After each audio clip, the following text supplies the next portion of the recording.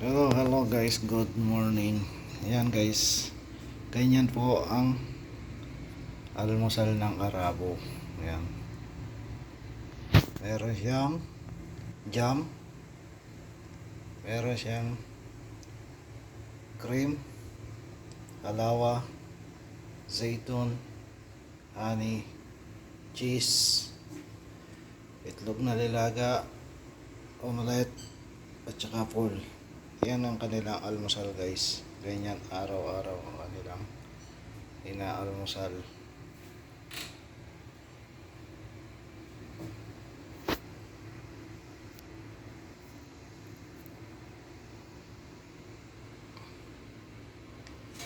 Yan guys, tara, mag-almusal na tayo.